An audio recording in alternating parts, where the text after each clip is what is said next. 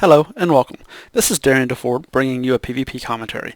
This will be between Pipel, who's a battle master currently ranked 128 in the rankings, versus my 12-year-old daughter, TCTC, who is been playing Battleforge for about 6 to 7 months now, and she doesn't really do ranked PvP that much, but she spars a lot, way past her bedtime. And she was very proud of this particular match, and she's still doing somersaults about it, so I decided to comment on it.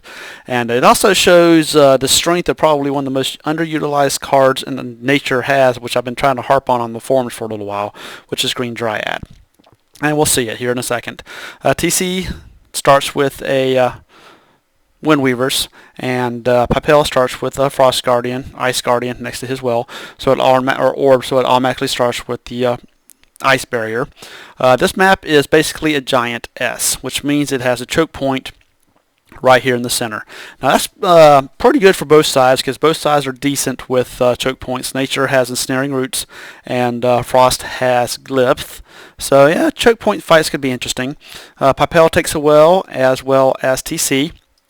Looks like TC is going to park right there, this well cluster, and Pipel is going to do the same thing. Pipel takes a well, and TC, does she respond? Yes, she does. So each of them have 2 wells, and it looks like we're going to go for a center fight.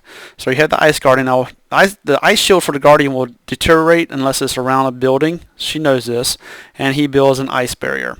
That Ice Barrier is there for ground presence, as well as to be able to recharge that shield for the Guardian, and don't know what he's going to do yet. She brings in a Dryad Blue, because he could also spawn in Ice Mage or Frost Mages, which have a small knockback, so that would make the Windweavers almost useless. And she's going to attack the Ice Barrier. Looks like he's going to leave the Ice Barrier to die. So that's 20 bound power, which has now basically been destroyed, so he's going to lose a little bit of power. And he has now gone T2. He's gone nature, so he is Stonekin, and she's gone nature. She's pure nature, and one of Stonekid's primary units is the Stone Tempest. Whoop, speaking of which, there it is right there, which knock back small and medium units. Now that's a problem for nature, because nature's primary armory is almost all small or medium units, so knockback is very powerful against nature. The only 2 units that we have at T2 are Deep One and Spike Root, which are large units which can't be knocked back by the Stone Tempest. However, the aggressor can knock back even large units. So he's going to she brings in a Spike Root. He roots a little bit far. This is a defensive position, and he takes a well. Now I think this well was a mistake, personally, for the simple reason is he knows that she's got a Spike Root, which more than likely means she has a root deck, which means that she's going to be able to build up the Spike Root's power very, very quickly. Now for Frost, you have to be able to defend. Frost does very well with defense. So I don't know if I would have taken that with this on the field, because that now TC has 48 power to attack with. Pipel only has 29 to defend with. So we'll see how this goes. The Tempest is going to town on the Dryad. She forgets about the Windweavers, and there's a Cursal Oink. Now the problem with a Spike Root or any unit that roots and a Freeze, Paralyze, or an Oink spell is it will not complete the rooting animation. So when this Spike Root comes out of the Oink, it's still going to be running and doing whatever, because it did not root. So there it goes. It didn't complete the rooting animation. So she pulls it back. This is a medium counter, so it makes very quick work of the Ice Guardian without the shield. He is now attacking the Blue Nexus, which offers a 25% resistance. There's a Mauler. If he gets a slam off, the Spike Root will not be able to attack. And the Spike Root is now protected by a 25% damage reduction, as well as a 2% per second health boost. And now the Spike Root is going to go after this tower. Now the thing with Root Network is you have to build it backwards. You have your attack unit, your support units, and then your living towers and or tree spirits. So here comes a living tower. Here comes the Mauler. Now Mauler's special ability Slam negates ranged attack. So if it gets one hit off, you won't be able to use your ranged attack for anywhere between 10 to 13 seconds, depending on what your upgrade level is. Now it needs to be noted that TC only has a level 60 deck, to where I think Pipel had 120 deck. Now he brings in Spirit Hunters, which have a dot. The dots do 30 points per second. Now the secret weapon that nature has, and there it is right there. This is a green dryad. It is not blue. This is the most underutilized card that nature has, I think, and this is a point I'm trying to make on the forums, is that special ability protects against weakening abilities, which is a very broad term. It protects you against dots, as well as many, many other things. As you can see, the spike root is not being affected by the dot whatsoever. It's only being affected by the arrow damage. So the spirit hunters are not going to be doing too much damage against the spike root.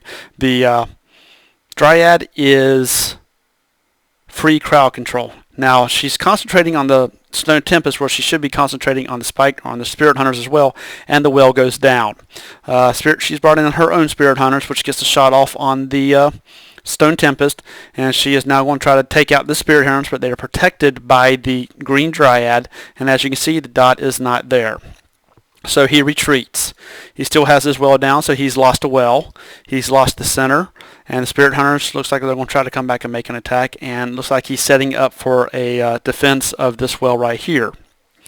Now at this point right here, TC has 250 power, give or take, to work with, and Pepel has 310 to work with, but he's also lost a well.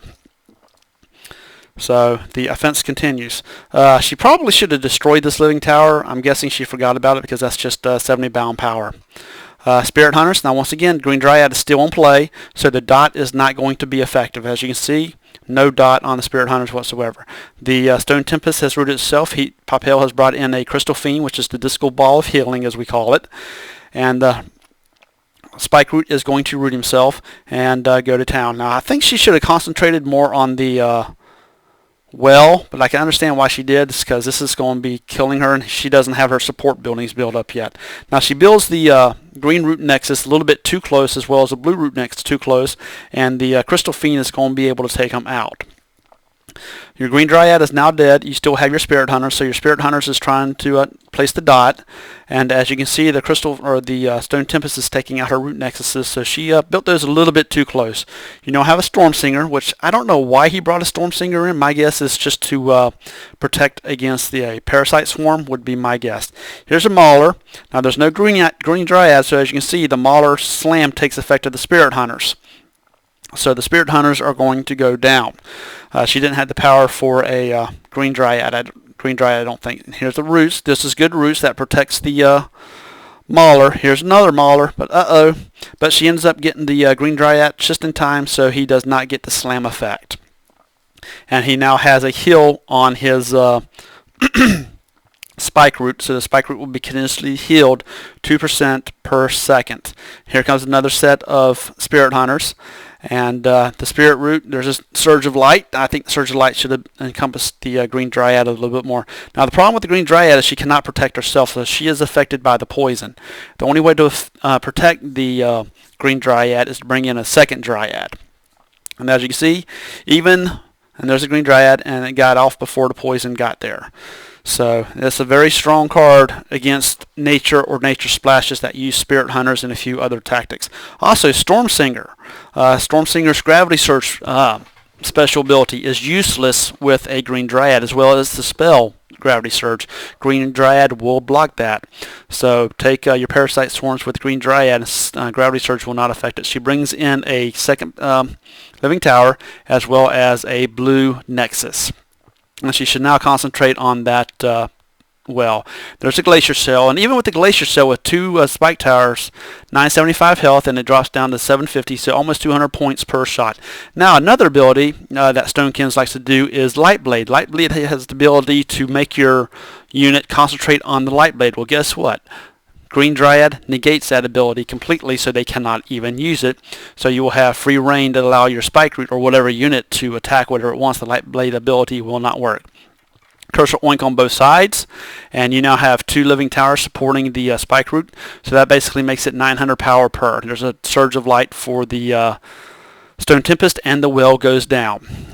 Spirit Hunters go out in one shot. With it being healed, as well as the damage reduction from the Nexuses, the Stone Tempest really isn't going to have much success. There is a root, and we should be able to get the Stone Tempest down. We now have 3 Living Towers, which magnifies, and there's a Curse of Oink, which is probably going to save the Stone Tempest.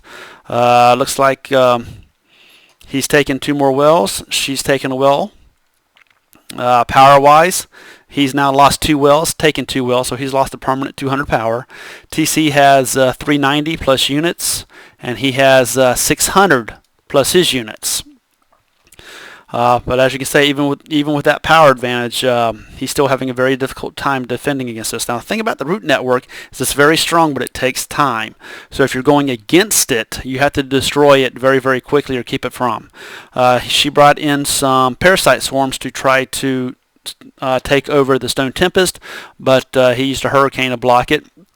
And now he's using the Spirit Hunters to try to take out the parasite swarms, and the parasite swarms got poisoned before the Green Dryad could get dropped. And now, as you can see, she's placed it to where she can reach the far well, but she probably should have microed it a little bit more over her so she could hit both wells at the same time. As you can see, the Mauler is now attacking, and it's not being affected by the spike root whatsoever because you have Green Dryads. The Green Dryad is protecting each other now, so the dots will not work. There go both wells, and the Crystal Fiend's trying to heal. Stone Tempest is now knocking back, and the Spirit Hunters are concentrating on the Green Dryad. Stone Tempest goes down. Here comes the Paralysis, which I think needs to be changed to be a 3-second duration because it's easily avoided if you can see it coming. And the Mauler looks like it's going to go down as well. She now brings in Spirit Hunters, and as you can see, the Spirit Hunters as well as the Dryad are not enough to take it because the Crystal Fiend ends up regenerating and he ends up quitting. Green Dryad, I think, won her that fight. Like I said, I think it's one of the most underutilized cards that nature has, and it helps us a lot against a lot of things. It really does. That description is nothing compared to what it protects you against. Papel, shout out to you. You were a good sport for this. I know you were a little surprised with it. She did a good job, I think. Her micro is a little off, but she was all right. For hardly playing PvP rank, she did great, I think. And she was very proud that she beat a Battle Master. Spirit of the Abyss, if you're watching it, that's how you use Green Dryad. And I hope y'all enjoyed this replay. And now I got to go buy her ice cream. Y'all have a good day. Darian signing off.